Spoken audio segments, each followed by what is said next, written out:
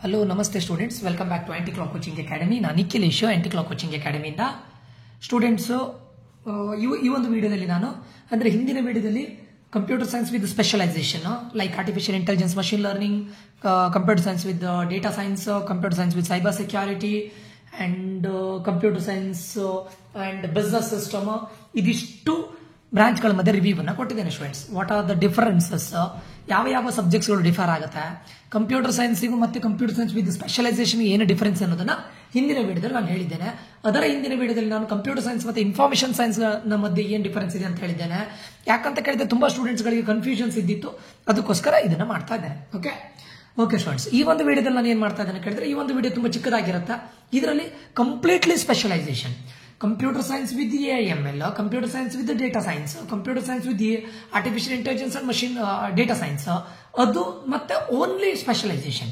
ಯಾಕೆ ಇಲ್ಲಿ what is the difference ಏನಿರ್ಬೋದು? AIML ಅಂದ್ರೆ ಕೆಲವೊಂದು ಕಾಲೇಜಲ್ಲಿ only artificial intelligence machine learning ಇದೆ, ಕೆಲವೊಂದು ಕಾಲೇಜಲ್ಲಿ ಕಂಪ್ಯೂಟರ್ ಸೈನ್ಸ್ ವಿತ್ AIML ಇದೆ. ಏನಿದು ಡಿಫರೆನ್ಸ್? ಈ ಒಂದು ಡಿಫರೆನ್ಸ್ ಏನಿದೆ ಅದನ್ನ ನಿಮಗೆ ಕ್ಲಾರಿಟಿ ಕೊಡ್ಲಿಕ್ಕೆ ನಾನು ಬರ್ತಾ ಇದ್ದೇನೆ ಸ್ಟೂಡೆಂಟ್ಸ್, ಆಯ್ತಾ? ಅದಕ್ಕೂ ಮುಂಚೆ ಯಾರಿಗಾದ್ರೂ ನಮ್ಮ ಏಕಲವ್ಯ KCET ಮತ್ತೆ ಕಾಮೆಂಟ್ 2024 ಗ್ರೂಪ್ಗೆ ಜಾಯ್ನ್ ಆಗಬೇಕು ಅಂತ ಇದ್ರೆ, ಇದು 1-to-1 ಪರ್ಸನಲ್ ಕೌನ್ಸಿಲಿಂಗ್ ಆಗಿರುತ್ತೆ. ಫೀಸ್ ಬಂದ್ಬಿಟ್ಟು 500 rupees ಆಗಿರುತ್ತೆ. ಯಾರಿಗಾದ್ರೂ ಜಾಯ್ನ್ ಆಗಬೇಕು ಅಂತಿದ್ರೆ ಈ ನಂಬರ್ಗೆ ಮೆಸೇಜ್ ಹಾಕಿ 6362324224. ಇಲ್ಲಿ ನಾನು ನಿಮಗೆ 1-to-1 ಪರ್ಸನಲ್ ಕೌನ್ಸಿಲಿಂಗ್ ಅನ್ನು ಕೊಡ್ತೇನೆ ಸ್ಟೂಡೆಂಟ್ಸ್.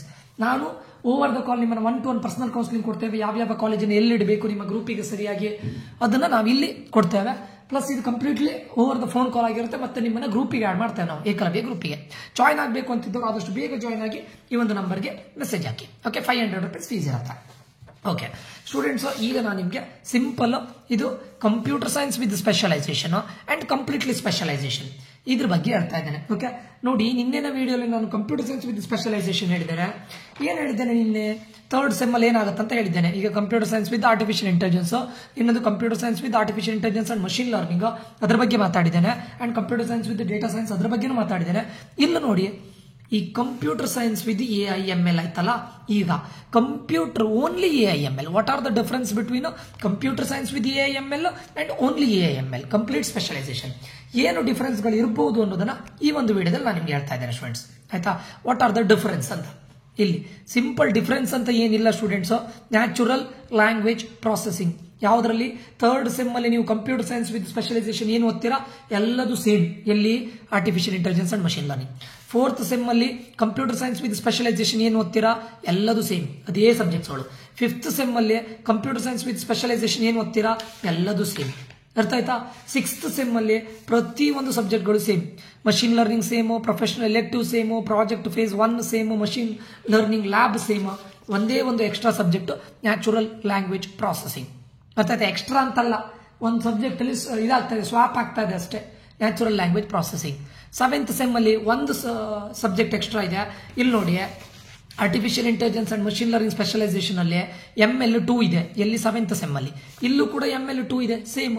ಅದು ಬಿಟ್ರೆ deep learning and reinforcement learning, ಅದು ಬಿಟ್ರೆ ಡೇಟಾ ಸೆಕ್ಯೂರಿಟಿ ಅಂಡ್ ಪ್ರೈವೇಸಿ, ಇಲ್ಲೂ ಅದೇ ಇರೋದು. ಇಲ್ಲಿ ನೋಡಿ, ಡೇಟಾ ಸೆಕ್ಯೂರಿಟಿ ಅಂಡ್ ಪ್ರೈವೇಸಿ ಇದೆ. ಇದರಲ್ಲಿ ಏನ್ ಕೊಟ್ಟಿದ್ದಾರೆ ನೋಡಿ, introduction to AI for cyber security. Again ಇದು ಪ್ರೈವೇಸಿ ಬಗ್ಗೆನೇ ಮಾತಾಡೋದು. ಸೈಬರ್ ಸೆಕ್ಯೂರಿಟಿ ಅಂದ್ರೆ ಪ್ರೈವೇಸಿ ಬಗ್ಗೆನೇ ಮಾತಾಡೋದು. ಆ ಸಬ್ಜೆಕ್ಟ್ ಹೆಸರನ್ನವರು ಡೇಟಾ ಸೆಕ್ಯೂರಿಟಿ ಅಂಡ್ ಪ್ರೈವೇಸಿ ಅಂದಿದ್ದಾರೆ. ಈ ಸಬ್ಜೆಕ್ಟ್ ಅಲ್ಲೂ ಇದೆ, computer science with artificial intelligence machine learning ಅಲ್ಲೂ ಇದೆ ಅಂಡ್ ಓನ್ಲಿ ಸ್ಪೆಷಲೈಸೇಷನ್ ಅಲ್ಲೂ ಇದೆ. ಇಲ್ಲಿ deep learning and reinforcement learning, ಇಲ್ಲಿ ನೋಡಿ ಡೀಪ್ ಲರ್ನಿಂಗ್ ಇಲ್ಲೂ ಇದೆ. ಅದ್ರ ಯಾವ್ದ್ರ ಜೊತೆ? Neutral network and deep learning ಹೇಳಿದ್ದಾರೆ. ಬಟ್ ಇಲ್ಲಿ deep learning and reinforcement learning ಅಷ್ಟೇ, ಏನೂ ಡಿಫರೆನ್ಸ್ ಇಲ್ಲ.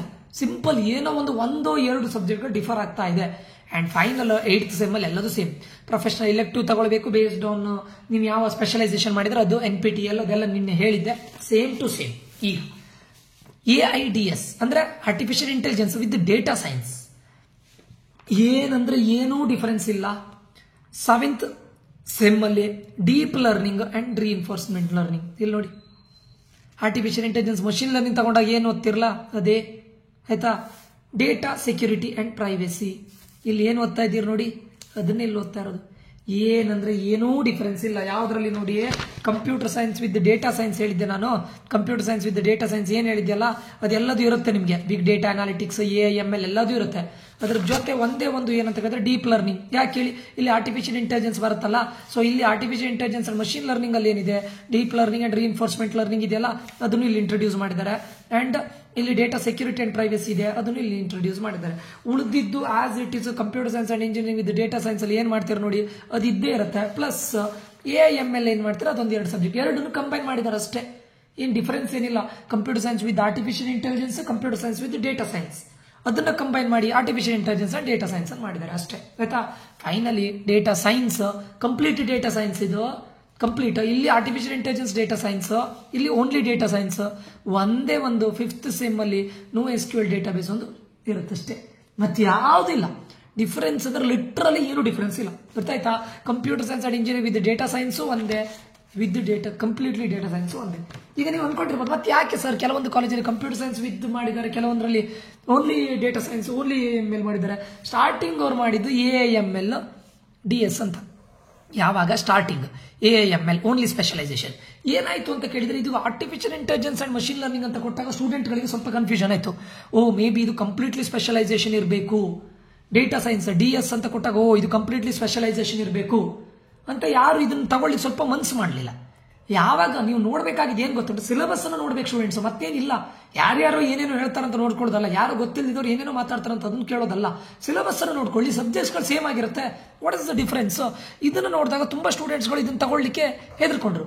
ಅದಕ್ಕೆ ಏನ್ ಮಾಡ್ರಿ ಹೇಳಿ, ಇವರು ಕಂಪ್ಯೂಟರ್ ಸೈನ್ಸ್ ಸ್ಪೆಷಲೈಸೇಷನ್ AIML ಅಂತ ಒಂದು ಸಪರೇಟ್ ಆಗಿ ಕೊಟ್ರು. ಆವಾಗ ಸ್ಟೂಡೆಂಟ್ಸ್ಗಳಿಗೆ ಪೇರೆಂಟ್ಗಳಿಗೆ ಕಂಪ್ಯೂಟರ್ ಸೈನ್ಸ್ ಇದೆಯಲ್ಲ, so computer science with AIML ಆದ್ರೆ ತಗೊಳ್ಬಹುದು ಅಂತ ಧೈರ್ಯ ಬಂತು. ಎಲ್ಲರೂ ಇವಾಗ ಇದಕ್ಕೆ ಇದು ಮಾಡ್ತಾ ಇದಾರೆ ಅಷ್ಟೇ, ಮತ್ತೆ ಏನು ಡಿಫರೆನ್ಸ್ ಇಲ್ಲ. ಲಿಟ್ರಲಿ ಏನು ಡಿಫರೆನ್ಸ್ ಇಲ್ಲ.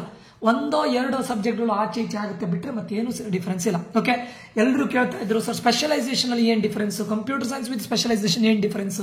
ಏನೂ ಇಲ್ಲ. ಈ ಕಾಲೇಜ್ನವರು ಅವರ ಇದಕ್ಕೋಸ್ಕರ ಏನು ಅಡ್ವಾಂಟೇಜ್ಗೋಸ್ಕರ ಮಾಡ್ಕೊಂಡಿದ್ದಷ್ಟೇ. ಇಷ್ಟು ವರ್ಷ AIML ಇದ್ದಿತ್ತು, ಅದು ಸ್ಟಾರ್ಟ್ ಆಗಿದೆ 3-4 ಇಯರ್ಸ್ ಬ್ಯಾಕ್, ಅದರಲ್ಲಿ ಏನಿಲ್ಲ, 3-4 ಇಯರ್ಸ್ ಆಗಿದೆ ಅಷ್ಟೇ.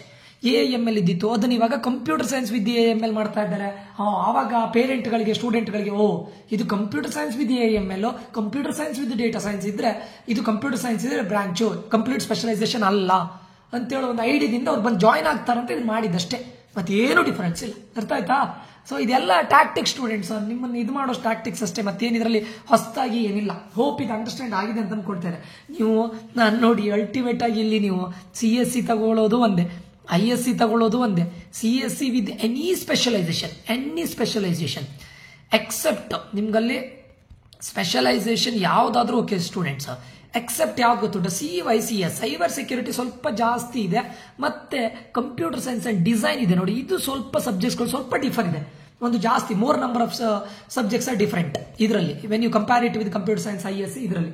Otherwise computer science and business system ಅಲ್ಲೂ ಅದೇ ಇರೋದು, computer science and business system ಅಲ್ಲೂ ಅದೇ ಇರೋದು.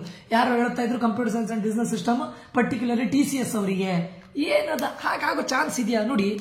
ಒಂದು ಕಾಲೇಜಲ್ಲಿ ಈಗ ಓನ್ಲಿ TCS ಕಂಪನಿಯವರಿಗೆ ಈ CS-BS ಮಾಡೋದಾಗಿದ್ರೆ ಎಷ್ಟು ಜನ ತಗೊಂಡು ಹೋಗ್ತಾರೆ ಅವರು? ಕರ್ನಾಟಕದಲ್ಲಿ 240 ಇಂಜಿನಿಯರಿಂಗ್ ಕಾಲೇಜ್ ಇದೆ, ಒಂದು 100 ಇಂಜಿನಿಯರಿಂಗ್ ಕಾಲೇಜ್ ಇದೆ, 100 ಇಂಜಿನಿಯರಿಂಗ್ ಕಾಲೇಜಲ್ಲಿ CS-BS ಮಾಡಿದ್ರೆ ಎಷ್ಟು ಥೌಸಂಡ್ಸ್ ಆಫ್ ಸ್ಟೂಡೆಂಟ್ಸ್ ಇರ್ತಾರೆ. ಎಲ್ಲರೂ TCSಗೆ ಹೋಗೋದಾ? ಬೇರೆ ಇದಿರೋದಿಲ್ಲ, ಪ್ಲೇಸ್ಮೆಂಟ್ ಇರೋದಿಲ್ವಾ? ಇದೆಲ್ಲ ಸುಮ್ಮನೆ ಹೇಳೋ ಸ್ಟೂಡೆಂಟ್. ನಾನು CS-BS ಬಗ್ಗೆ ವಿಡಿಯೋ ಮಾಡಿದ್ದೇನೆ ಆಲ್ರೆಡಿ, ಯಾವುದ್ರ ಬಗ್ಗೆ, ಸಿಲೆಬಸ್ ಬಗ್ಗೆ. ದಯವಿಟ್ಟು ವಾಚ್ ಮಾಡಿ, ನನ್ನ ಪ್ಲೇ ಲಿಸ್ಟ್ ಹೋಗಿ ವಾಚ್ ಮಾಡಿ ಆಯ್ತಾ. ಸೊ ಲಿಟ್ರಲಿ ನಾನು ಹೇಳ್ತೇನೆ, ದರ್ ಇಸ್ ನೋ ಡಿಫರೆನ್ಸ್. ಅರ್ಥ ಆಯ್ತಾ? ಓಕೆ ಸ್ಟೂಡೆಂಟ್ಸ್, ಇದೊಂದು ವಿಡಿಯೋ ಇದಿಷ್ಟರ ಬಗ್ಗೆ ನಾನು ಹೇಳಬೇಕಿತ್ತು, ಹೇಳಿದ್ದೇನೆ. ಯಾರಿಗಾದ್ರೂ ನಮ್ಮ ಏಕಲವ್ಯದು 1-to-1 ಪರ್ಸನಲ್ ಕೌನ್ಸಿಲಿಂಗ್ ಜಾಯ್ನ್ ಆಗಬೇಕು ಅಂತಿದ್ರೆ ದಯವಿಟ್ಟು ನಂಬರ್ಗೆ ಮೆಸೇಜ್ ಹಾಕಿ. 500 ರೂಪೀಸ್ ಫೀಸ್ ಇರುತ್ತೆ, 1-to-1 ಪರ್ಸನಲ್ ಕೌನ್ಸಿಲಿಂಗ್ ಇರುತ್ತೆ. ಟಿಲ್ ಎಂಡ್ ನಾನು ನಿಮಗೆ ಪರ್ಸನಲ್ ಕೌನ್ಸಿಲಿಂಗ್ ಕೊಡ್ತೇನೆ. After joining your engineering, then also I will guide you, okay, about courses, what all are the courses, industry specific courses ಯಾವ್ದಿದೆ, what you must do ಅಂದ್ರೆ ಯಾವ್ದನ್ನು ನೀವು ಮಾಡಲೇಬೇಕು, ನಿಮ್ಮ ರೆಸ್ಯೂಮೇನ ನೀವು ಹೇಗೆ ಡೆವಲಪ್ ಮಾಡ್ಬೋದು, ಅದೆಲ್ಲದ್ರ ಬಗ್ಗೆ ನಾನು ನಿಮಗೆ ಗೈಡೆನ್ಸ್ ಕೊಡ್ತೇನೆ ಆಯ್ತಾ.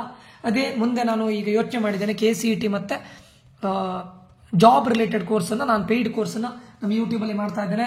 ಕೆಲವೊಂದಿಷ್ಟು ಜನರಿಗೆ ಸಜೆಸ್ಟ್ ಮಾಡ್ತೀರಾ ಅಂತ ಅನ್ಕೊಳ್ತೇನೆ ಸ್ಟೂಡೆಂಟ್ಸ್. ಓಕೆ, ಮುಂದಿನ ವಿಡಿಯೋದಲ್ಲಿ ನಾನು ಯಾವ್ದು ಮಾಡ್ತಾ ಇದ್ದೇನೆ ಕೇಳಿದ್ರೆ EC, EEE, ET ಇದರ ಮಧ್ಯೆ ಏನ್ ಡಿಫರೆನ್ಸ್ ಇದೆ ಅನ್ನೋದನ್ನ ಮುಂದಿನ ವಿಡಿಯೋದಲ್ಲಿ ಮಾಡ್ತೇನೆ ಸ್ಟೂಡೆಂಟ್ಸ್. ಹೋಪ್ ಇದು ತುಂಬಾ ಇನ್ಫಾರ್ಮೇಟಿವ್ ಆಗಿದೆ ಅಂತ ಅನ್ಕೊಳ್ತೇನೆ. ದಯವಿಟ್ಟು ವಿಡಿಯೋವನ್ನು ನೋಡಿ ಹಾಗೆ ಸ್ಕಿಪ್ ಮಾಡ್ಕೊಂಡು ಹೋಗಬೇಡಿ. ವಿಡಿಯೋವನ್ನು ನೋಡಿ ಲೈಕ್ ಕೊಡಿ, ಕಾಮೆಂಟ್ ಮಾಡಿ. ಆವಾಗ ಒಂದಿಷ್ಟು ಜನರಿಗೆ ಸಜೆಷನ್ ಹೋಗುತ್ತೆ, ಒಂದಿಷ್ಟು ಜನರಿಗೆ ಹೆಲ್ಪ್ ಆಗುತ್ತೆ. ನಾವು ಮಾಡಿದಂಥ ಒಂದು ಎಫರ್ಟಿಗೆ ಒಂದು ರಿಸಲ್ಟ್ ಸಿಕ್ಕಾಗುತ್ತೆ. ಸೊ ನಿಮ್ಮ ಸಪೋರ್ಟ್ ತುಂಬ ಇಂಪಾರ್ಟೆಂಟ್. ಓಕೆ, ಇದು ಇನ್ಫಾರ್ಮೇಟಿವ್ ಆಗಿದೆ ಅಂತ ಅನ್ಕೊಳ್ತೇನೆ. ಮುಂದಿನ ವಿಡಿಯೋದಲ್ಲಿ ಮತ್ತೆ ಸಿಗ್ತೇನೆ ಸ್ಟೂಡೆಂಟ್ಸ್. ನಾನು Nikhilesh, signing off. Until that, take care all, love you all, bye.